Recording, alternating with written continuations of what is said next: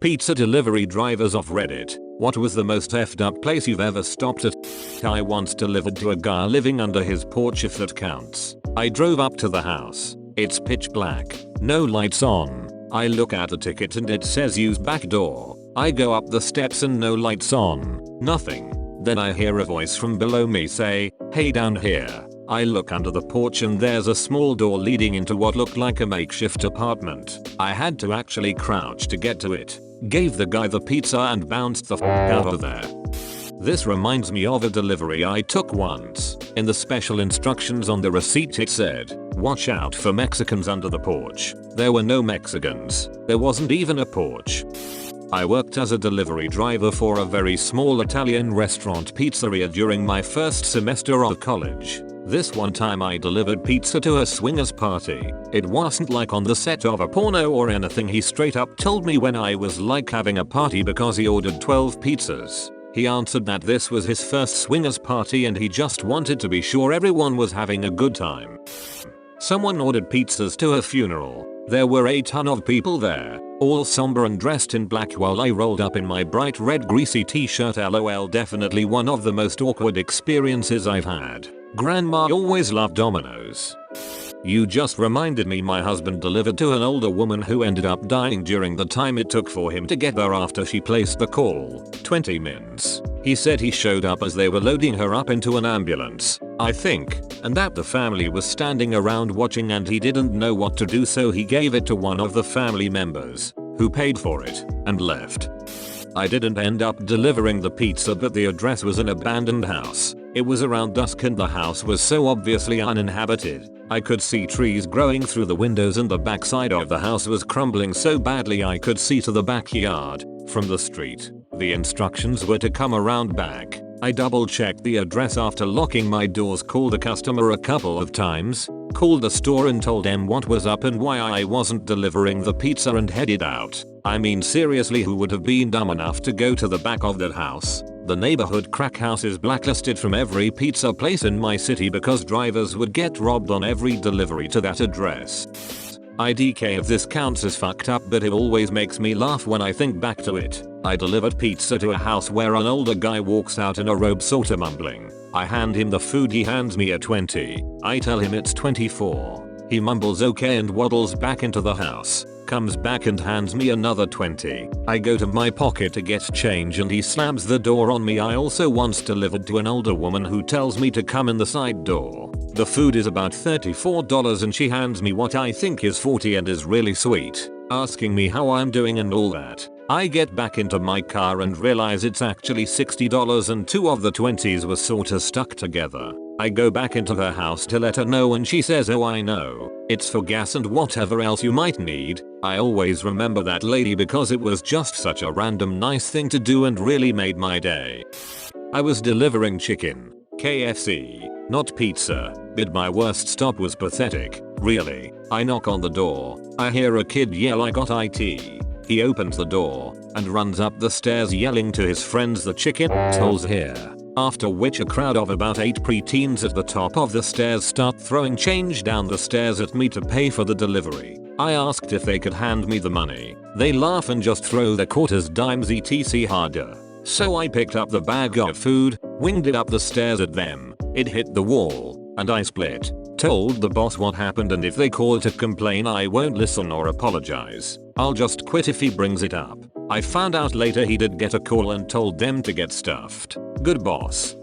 I delivered subs, but one of our regular clients was an old lady in a nursing home who thought it was 1940s or something. She was super nice, but nobody would deliver to her because she would only tip you like 25 cents because again, she was living way in the past. But I loved to sit and talk with her, so I always volunteered to do it. The nurses would pay the tip if they saw me, but usually I only got a quarter. Her delusional state was heartbreaking. She was for the most part lucid aside from not realizing what year it was. She'd give me hair makeup tips, loved to talk about men, and always told me stories about her husband, but seemed unsure of where he was because she never mentioned him dying or if he visits. Editing for those who seem to be convinced that either me or her is lying. She didn't pay for the food. She obviously had dementia. The nurses called the order in, we had the card info and we sent the order. If the delivery person didn't run into a nurse or find one to let them know the delivery was made, we didn't get a tip. She wasn't scamming us out of our tip. She was mentally unsound. The nurses even warned me upon meeting her that she will probably think she's way back in time and to find them for the tip. Usually I didn't run into them and I felt bad hunting one down to ask for money when the old lady thought she had already tipped me. I don't know what kind of world you live in, but in the real one, not everyone is out to get you. I delivered in a couple different college towns in Oregon. There's a lot of meth and poverty here, not unlike a lot of rural areas in America these days. Granted, this was decades ago, but there were a surprising amount. Actually, not like 50, but there were a few in each town. There was always that pathway leading in, never went in, and there was almost always an animal or two as well, which always bummed me out. The smell isn't always what you'd expect, more like an old thrift store book X1000 mixed with ass and animal excrement urine. That kind of smell, it takes years of direct exposure to get used to. I'd prefer living next to a paper mill again over that. One that really blew my mind was an upscale hoarder. Everything was new and still in packages, just piled from floor to ceiling. Kids' clothes, musical instruments, tools, you name it. I've honestly seen some pretty bad houses as a building envelope inspector. Not really hoards, but just horribly disgusting and filthy environments. I don't mean to judge, but I just don't understand how folks can live that way. One extremely large man naked on his bed telling me to come, and I yelled that I wouldn't like to do that, and he replied, "Oh, it's a girl. Why'd they send a girl?" as if we knew the situation there. Two delivered to a trucker, and his rate berated me for having a single nose piercing and colored hair because he had a son with all them piercings and all he does is drugs now. Then the man texted me, "Can I ask you a silly question?" I had called him to find his specific rig for the delivery. I ignored and blocked him, and he called the store asking for me specially to return and bring him a specific sauce packet. My manager said no and had me stay in the store with the crew until it was time to leave. One woman answered the door in a thong and asked where another delivery driver was. Told her he wasn't working. She replied, "Well, he knows to always do mine for me." Again tried to explain that he was not present in the store that day. Later found out he was dealing while delivering. Probably many more. Pizza delivery is a rite of passage in my opinion.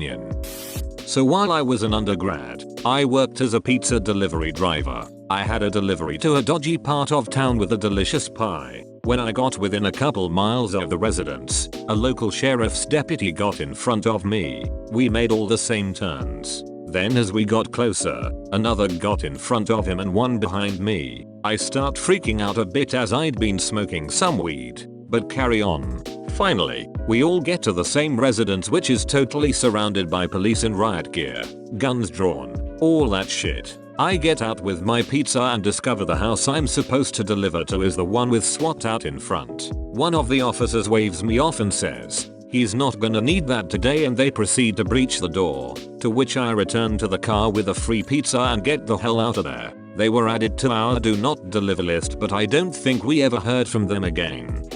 I have to. We had a regular that was saved in the computer as Mike from around the corner. Whenever I delivered, he was super up. On more than one occasion I had to let myself in because he was playing his drum set with his headphones on or completely fucked up on booze or drugs. One time he was passed out and drooling on the coffee table. Called the cops, but he was okay. I saw him a year later at his day job and he didn't even know who I was. Was never sober when we delivered. The other one was a Nazi house in Huntington Beach.